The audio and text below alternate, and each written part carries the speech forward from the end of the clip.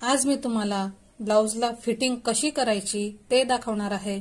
अगदी सोपी पद्धत मी यात दाखवलेली आहे।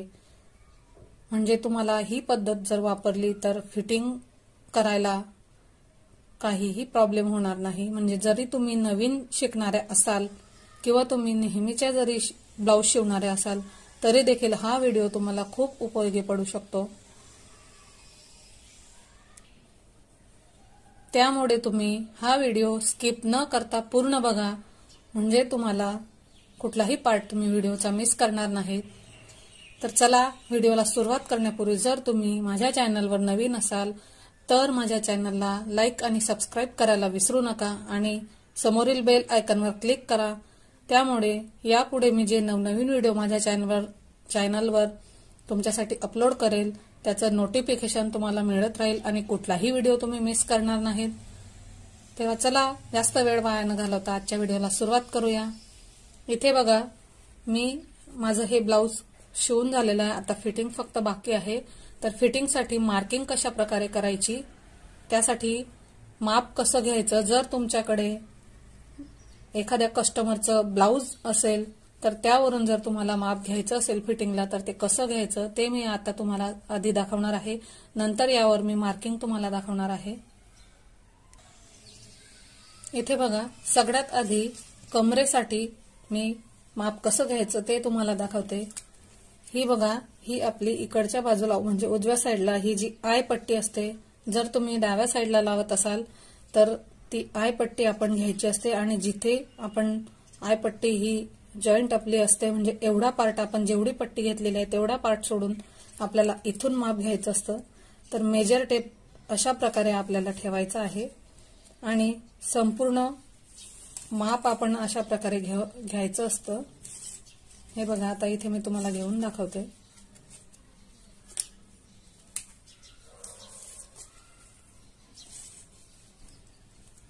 तेवढी पट्टी सोडून आपण संपूर्ण या पार्टचं माप घ्यायचं असतं।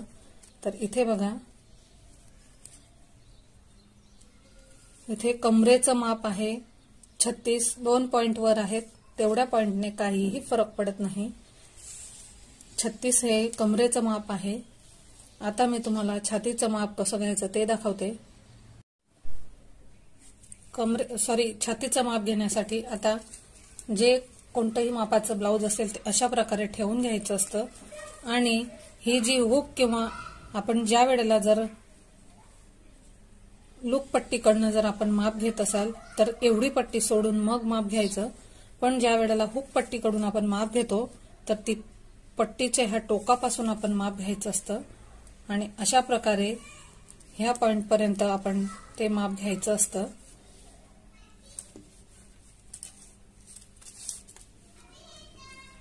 हे बघा आणि हे माप घेत असताना अशा प्रकारे आपण जास्त हा कपडा खेचायचा नसतो, व्यवस्थित आहे तसंच आपण ते घ्यायचं असतं।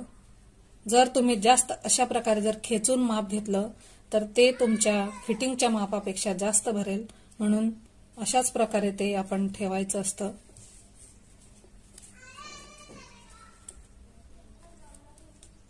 इथे बघा छातीचं माप आहे 11, हा छातीचा चौथा पार्ट आहे म्हणजे 11 चौक 44 इंच छातीचं हे ब्लाउज आहे। तर इथं 44चा चौथा भाग हा 11 इंच म्हणजे छातीच्या मापाला आपल्याला फिटिंगसाठी 11 वर मार्किंग करायचं आहे आणि त्यानंतर आता बाहीसाठी आपण मार्किंग बघणार आहोत। अशा प्रकारे व्यवस्थित अशी ही आपण बाही पकडायची आहे आणि इथून इथपर्यंत आपण माप घ्यायचं आहे। तर इथे बघा इथे बाहीचा दंडघेर आहे 7 इंच। तर अशा प्रकारे तुम्ही माप घेऊन मग फिटिंग करा, खूप छान होते। तर आपले सर्व फिटिंगसाठी जे माप आपल्याला लागणार आहेत त्याचा मी माप घेतलेला आहे। तर आपण आता फिटिंग ज्या ब्लाउजला करायची आहे त्यावर मार्किंग करून घ्यायची आहे। आता इथे देखील खालच्या बाजूला कमरेचं माप आपण घेणार आहोत। जर तुम्हाला चौथा भाग किंवा दुसरा भाग असे भाग जर काढता येत नसतील छातीचा किंवा कमरेचा तर ही खूप सोपी पद्धत आहे। तर मापाचा जे ब्लाऊज आहे त्यावर मी कमरेचं माप घेतलं आहे, तर ते 36 भरलेलं आहे। तर इथे देखील आपल्याला आता काय करायचं आहे, ही जी आपली लूक पट्टी आहे तर लूक पट्टीच्या ह्या टोकापासून आता आपण 36 इंचापर्यंत मापून घ्यायचं आहे। तर इथे बघा मी अशा प्रकारे हे मापून घेणार आहे।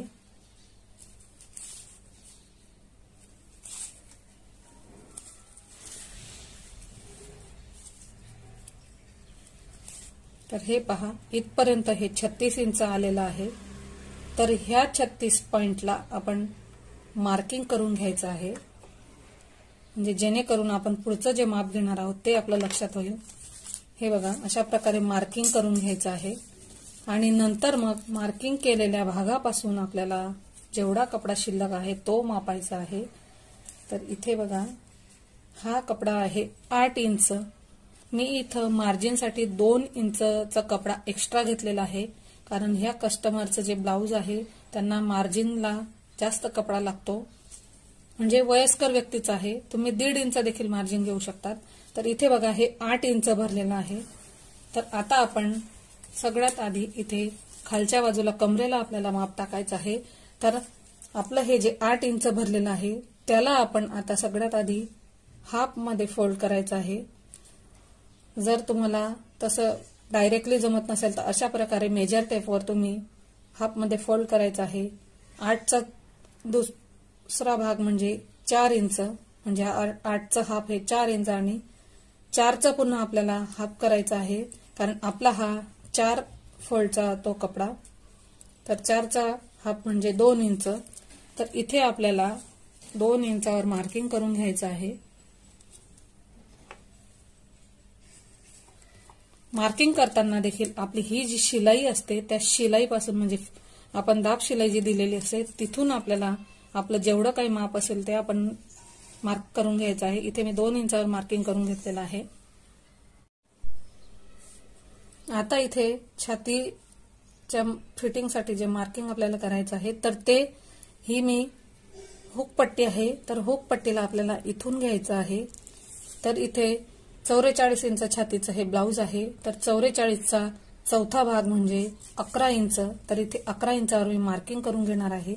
तर इथे देखील आपण व्यवस्थित अशा प्रकारे हे करायचं आहे। अशा प्रकारे इथे मार्किंग आपण करून घेणार आहोत। इथे बघा मी अशा प्रकारे 11 इंचवर इथे मार्किंग करून घेतलेलं आहे। आता इथे बाहीचं माप आपल्याला घ्यायचं आहे। तर दंडघेर आपला आपण मापलेला आहे, तर तो अशा प्रकारे कपडा व्यवस्थित करून घ्यायचा आहे आणि त्यानंतर मग ह्या टोकापासून आपलं जे 7 इंच दंडघेर आहे तर 7 इंचावर मी इथे मार्किंग करून घेणार आहे। हे बघा अशा प्रकारे मार्किंग करून झालेलं आहे। आता हे जे मार्किंग केलेलं आहे ते खालचं मार्किंग इथपर्यंत आपल्याला एक रेषा आखायची आहे सरळ, आणि इथून मग परत इथपर्यंत आखायची आहे। इथे बघा अशा प्रकारे मी मार्किंग करून घेतलेलं आहे। आता इथे एक शिलाई टाकायची आहे। जर तुम्ही नवीन शिकत असाल, म्हणजे नव्याने ब्लाऊज शिकायला सुरुवात केलेली असेल, तर तुम्ही ज्या वेळेला अशा प्रकारे फिटिंगची एक लाईन आपण आखतो तर इथे तुम्ही पिना लावून घ्यायच्या, जेणेकरून तुम्हाला ज्या वेळेला ही शिलाई तुम्ही टाकणार तर कपडा हा असा खाली वर होणार नाही आणि सरकणार नाही। नेहमीच्या शिवणाऱ्यांना काहीही प्रॉब्लेम नसतो, नवीन शिकणाऱ्यांनी अशा प्रकारे इथे आणि या साईडला पिना लावून घ्यायच्या आहेत। मी आता इथे एक शिलाई टाकून घेणार आहे। हे बघा इथे शिलाई माझी ही टाकून झालेली आहे। अशाच पद्धतीने मी ह्या बाजूने देखील सर्व मापांचं मार्किंग करून शिलाई एक टाकून घेणार आहे। नंतर मग मी दुसरी शिलाई कशी टाकायची ते तुम्हाला दाखवेल। हे बघा दुसऱ्या बाजूला देखील शिलाई टाकून झालेली आहे। अजून एक गोष्ट तुम्हाला सांगायची आहे, ज्या वेळेला आपण अशा प्रकारे शिलाई टाकतो तर ही जी आपली स्लीव्ज असते ती आपण अशा प्रकारे ठेवायची नसते। जर तुम्ही अशी ठेवली तर शिलाई टाकायला तुम्हाला प्रॉब्लेम होईल, म्हणजे ही शिलाई तुमची व्यवस्थित येणार नाही। तर त्यावेळेला ही स्लीव्ह जी असते तर ती अशा प्रकारे आपण करून इथे अशी फोल्ड करून घ्यायची असते, म्हणजे आपली ही शिलाई व्यवस्थित अशी येते। आता मी दोन्ही बाजूला इथे बघा 2-2 शिलाई अजून टाकणार आहे, तर इथे पाव इंच अंतर सोडून मी 2-2 शिलाई अजून टाकून घेणार आहे। इथे बघा दोन्ही साइडला मी 2-2 शिलाई टाकून घेतलेल्या आहेत। अगदी व्यवस्थित अशी ही शिलाई आलेली आहे आणि फिटिंग देखील व्यवस्थित बसते। तुम्हाला मी हे सरळ करून दाखवते।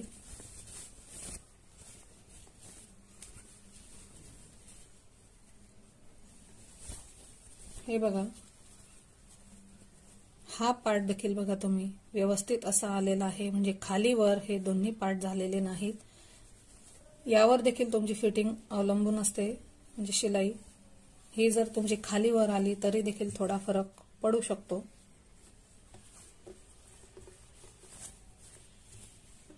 हे बघा, फिटिंग व्यवस्थित आहे की नाही ते जर तुम्हाला समजायचं असेल तर ही शिलाई बघा अशा प्रकारे सरळ यायला पाहिजे, म्हणजे आपली फिटिंग व्यवस्थित आहे असं आपल्याला समजतं।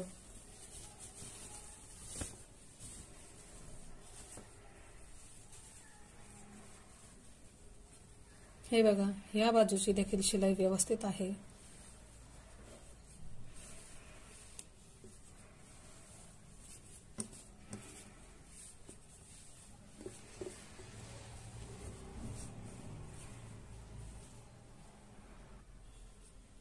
तुम्ही देखील अशाच पद्धतीने फिटिंगसाठी ब्लाऊजवरून माप घ्या, किंवा तुम्ही जर आधीच अंगावरून माप घेतलेली असतील तरी देखील छातीचा चौथा भाग आणि कमरेचं माप देखील अशाच प्रकारे घ्या आणि दंडगेरसाठी देखील तशाच प्रकारे माप घ्या। अगदी व्यवस्थित अशी तुमची फिटिंग ब्लाऊजची येणार आहे।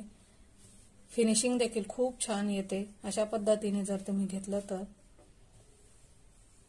मी नेहमी अशाच पद्धतीने ब्लाऊजच्या फिटिंगची माप घेत असते। अगदी परफेक्ट अशी फिटिंग ब्लाऊजची येते। कटोरी ब्लाऊजच्या म्हणजे संपूर्ण कटोरी ब्लाऊजची शिलाईचा व्हिडिओ देखील मी लवकरच तुमच्यासाठी आणणार आहे। जर तुम्हाला तो व्हिडिओ पाहायचा असेल तर प्लीज तसं कमेंटद्वारे मला कळवायला विसरू नका, आणि जर हा व्हिडिओ आवडला असेल तर प्लीज लाईक करा आणि चॅनलला सबस्क्राईब करा, आणि कमेंटद्वारे मला व्हिडिओ कसा वाटला ते कळवा। म्हणजे जर तुम्हाला काही पार्ट यातला आवडला नसेल तर ते देखील तुम्ही कमेंटद्वारे मला कळवू शकतात, म्हणजे पुढच्या व्हिडिओमध्ये मी तुम्हाला अजून व्यवस्थित दाखवण्याचा प्रयत्न करेल। तर तेव्हा चला आता पुन्हा भेटू पुढच्या व्हिडिओमध्ये।